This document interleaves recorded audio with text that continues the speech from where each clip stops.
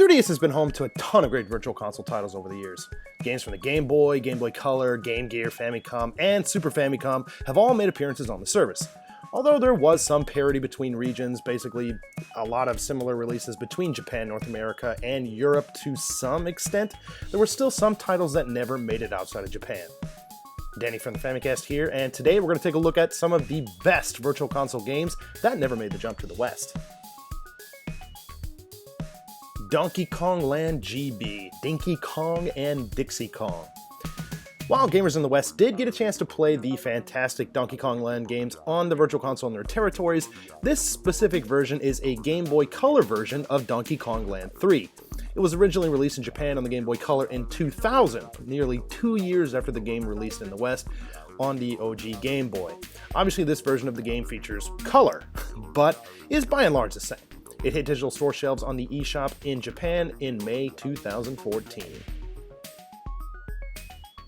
The Final Fantasy series. While gamers in the West got shafted on getting any old school Final Fantasy titles on Nintendo's handheld, it was a completely different story in Japan.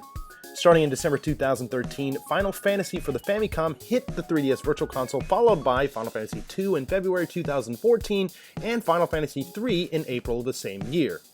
Now, a little under a year and a half after the Super Famicom had become a staple in the 3DS Virtual Console, of course, new 3DS only, Final Fantasy IV, V, and VI also hit on the same day, August 23rd, 2017. Now, I'm not exactly sure the reasons why none of these games came to the West. Clearly, there are a number of gamers out there that would have loved to play at least the original Western versions of 1 to 3 of the series. I mean, you could really just chalk this up to a missed opportunity. Ganbare Goemon Series. The Goemon series, aka The Legend of the Mystical Ninja, is one that has a long and storied history. Well, at least in Japan. Over the years, starting with the arcade, Goemon has seen releases on the Famicom, MSX2, Game Boy, Super Famicom, Nintendo 64, PlayStation, DS, and probably more. While this franchise is pretty much dormant at the moment, 2005 was the last time anybody saw any kind of an entry into the series. That's if we're not talking about pachinko, because those do exist. Anyway, Konami has always been keen to release their back catalog on a variety of platforms, and the 3DS VC was no different. The series actually saw 8 releases on the platform in Japan, with only 2 of the games coming to the West. The games that were released are, in order of the release on the 3DS Virtual Console, Ganbare Goemon Kurofune to no Nazo, aka Mystical Ninja, on the Game Boy. This came out on March 7, 2012. Ganbare Goemon Sarawareta Ebisumaru on the Game Boy Virtual Console in Japan only, June 27, 2012. Ganbare Goemon Karakuri Douchu on the Famicom Virtual Console on 3DS on March 6, 2013. Ganbare Goemon Gaiden Keita Ogon Kiseru on the, again, Famicom Virtual Console, June 5th, 2013. Ganbare Goemon 2 from the Famicom Virtual Console, January 8th, 2014. Ganbare Goemon Yukihime Kyushutsu Emaki, basically the Legend of the Mystical Ninja on the Super Nintendo. This came out in Japan on June 7th, 2016. Ganbare Goemon 2 Kiteretsu Shogun Maginesu on the Super Famicom Virtual Console, August 23rd, 2017, and again on the same day, August 23rd, 2017, Ganbare Goemon 3 Shishijuro Kube Karakuri Manji Gatame. Just from rattling off all these titles, I think it's safe to say that Konami is pretty crazy about getting all these titles on the 3DS VC in Japan. The PC Engine. Unlike the West, the Japanese Virtual Console on the 3DS was home to a handful of PC Engine / TurboGrafx 16 titles.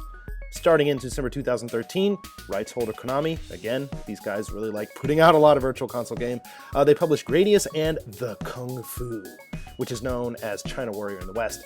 And they weren't done there. In February 2014, Konami went on to release 2 more titles on the platform: the pinball title Alien Crush, and the classic horizontal shooter R-Type. While the exact reasons behind the decision to not bring the titles to the Western market is pretty unclear at this point, the general disinterest and just the fact that not many people know about or even have a history of the console was probably one of the deciding factors here. Dragon Quest. So this isn't actually a virtual console title, but just hear me out here. So as we already know, August 2017 was a pretty great month for classic Square Enix JRPGs, with the Super Famicom Final Fantasy titles hitting the virtual console service. Dragon Quest was soon to follow. Starting in the early part of that same month, Square Enix released updated versions of Dragon Quest 1, 2, and 3 on the 3DS. Now, maybe hoping to stay away from the strict pricing conventions of the virtual console, the games were released at different price points. Dragon Quest 1 was roughly $6, 600 yen, Dragon Quest 2 was around 900 yen, and Dragon Quest 3 was a little over 1600 yen, about 16 bucks. By and large, these titles are somewhat updated ports of the Famicom/NES counterparts, and they actually look a little bit more in line with Super Famicom titles. One other big difference here is that a map is always available on the lower screen. Again, it's a shame that the West didn't get these. Given the popularity of Dragon Quest in Japan compared to the West, though, I think this kind of makes sense. And anyways, if you want to go and actually play these titles, you can opt to play the PS4 version, since that console is region-free.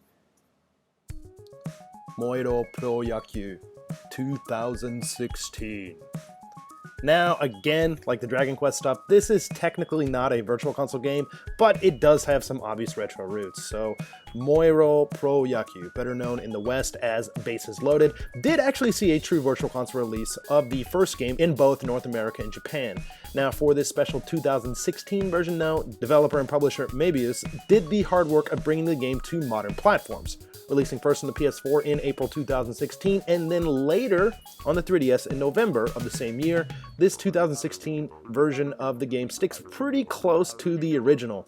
Some things you can do here in the 3DS version include the ability to edit your own player, edit your own team, local play, with each user having to have a copy of the game, and the game even has some wacky Jellicle characters that make it into the game.